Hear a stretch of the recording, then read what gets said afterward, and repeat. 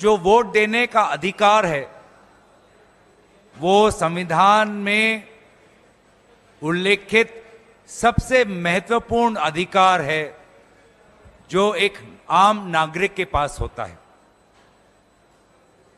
और अगर हमारी लोकतंत्र जीवित है तो वो सिर्फ इस आम नागरिक के वोट देने के अधिकार पर निर्भर है। इस अधिकार का संरक्षक केंद्र चुनाव आयोग है, जो एक संवैधानिक संस्था है।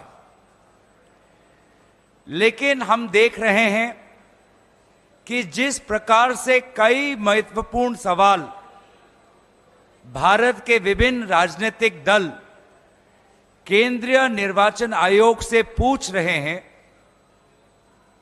उन सवालों का उत्तर केंद्रीय निर्वाचन आयोग नहीं दे पा रहा और अपनी जिम्मेवारी से भागने की कोशिश कर रहा है।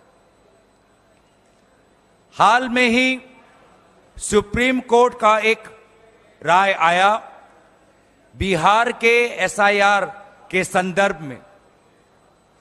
उस राय में केंद्रीय चुनाव आयोग ने जितने भी बात रखे, उन्होंने प्रेस वार्तालाप की, लेकिन प्रेस वार्तालाप में जो उनकी संवैधानिक कर्तव्य है कि एक निष्पक्ष चुनाव हो, फ्री एंड फेयर इलेक्शन हो, उन्होंने पूरी तरीके से अपने इस जिम्मेवारी को नकारा।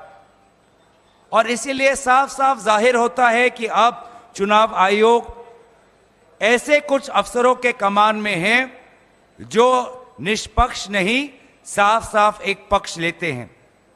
और इसीलिए ऐसे अफसर कोई भी इंक्वायरी या जांच के खिलाफ है। वोटर फ्रॉड में अगर कोई इंक्वायरी हो उसके खिलाफ है। और इसीलिए उनको लगता है कि बड़ी बड़ी बातों करके वो राजनीतिक दलों को डराएंगे। हम बस उन्हें इतना ही कहना चाहते हैं कि अफसर आएंगे, अफसर जाएंगे, लेकिन जैसे हमारे आदरणीय खड़गे जी ने कहा आज सुबह, सदन हमेशा रहेगा। सदन उनके कार्यवाही की गवाही आने वाले दिनों में देगा। उन सभी की कार्यों पर हमारे सदन में उपस्थित सांसद, विभिन्न राजनीतिक दल हम नजर रखेंगे और आने वाले समय में उचित कदम लेंगे। आप लोगों ने कल इलेक्शन कमीशन ऑफ इंडिया की प्रेस कॉन्फ्रेंस को अटेंड भी किया है, देखा है और सारे देश ने सुना है। ईसीआई ने बार बार कहा है कि जो आरोप लगाए जा रहे हैं उसको शपथ पत्र के माध्यम से, एफिडेविट के माध्यम से दिया जाना चाहिए। मैं आपको बताना चाहता हूं कि 2022 के उत्तर प्रदेश के चुनाव के वक्त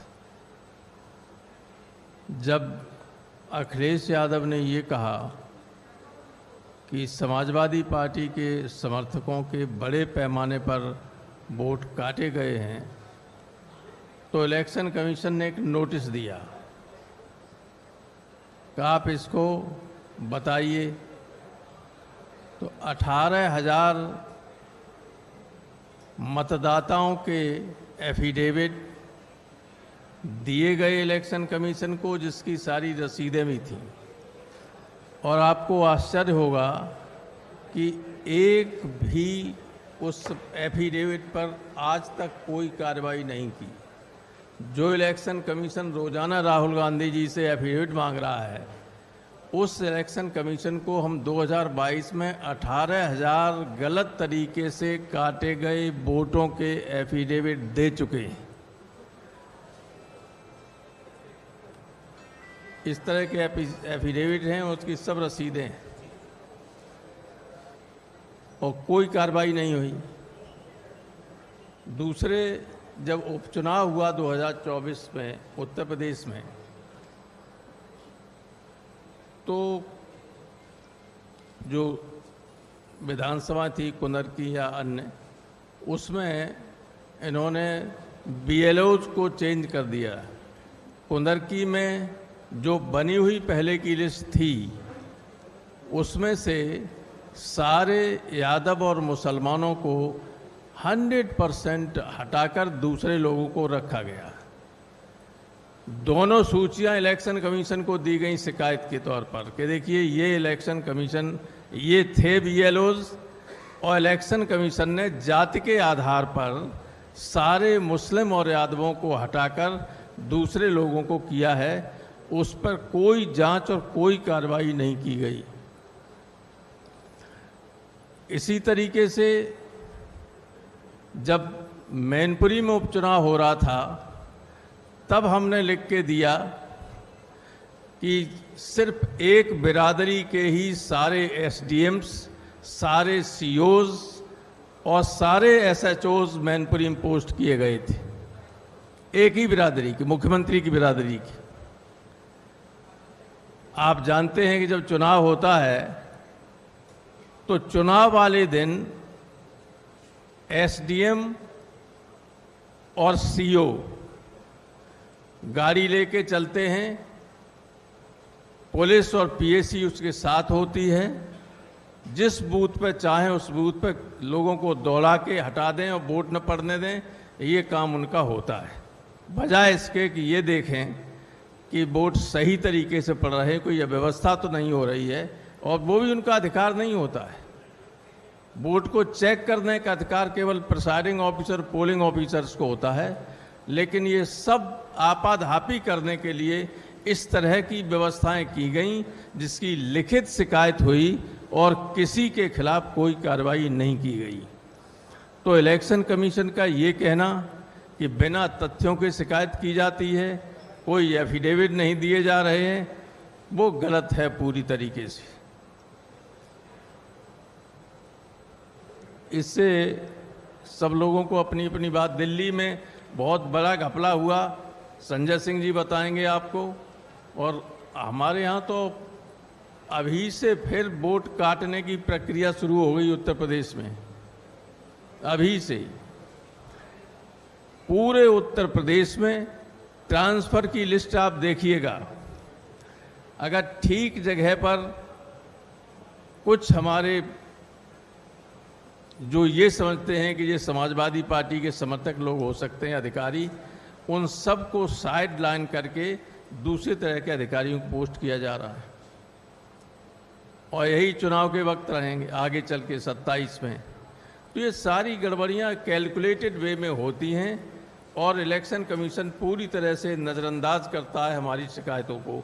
ये हमारी शिकायत इलेक्शन कमीशन से है, जबकि भारतीय संविधान के आर्टिकल 326 में ये लिखा है कि जिस व्यक्ति ने 18 वर्ष या उससे ज़्यादा की उम्र प्राप्त कर ली है, उसका वोट रजिस्टर होगा। अगर उसका वोट रजिस्टर नहीं है तो उल्टी तरफ से पढ़ें तो इसका क्या अर्थ होगा? एनआरसी लागू हो गई। कोई भी दरोगा ये कह दे कि भाई संजय सिंह का वोट नहीं है, इनका वोट नहीं है, तो वोट नहीं है माने ये नागरिक नहीं है देश के। ये बहुत ही गंभीर स्थिति है। इस गवर्नमेंट का मंशा और इलेक्शन कमीशन का मंशा आर्टिकल 326 के इंटरप्रिटेशन पर देखिए कि बहुत ही गलत है। ये देश के लिए हानिकारक है। गंभीर चिंता की बात है सारे देश के नागरिकों के लिए। जिनका वोट नहीं होगा उनसे सरकारी अधिकारी कोई भी ये कह सकता है कि तुम तो इस देश के नागरिक नहीं हो। तो ये स्थिति है और इसको आप लोगों के माध्यम से मैं चाहता हूं कि देश की जनता को जागृत कीजिए। आप भी केवल सत्ताधारी दल की बात मत सुनिए, विपक्ष की बात सुनिए। यही देश को बनाने का काम करेंगे। बहुत धन्यवाद।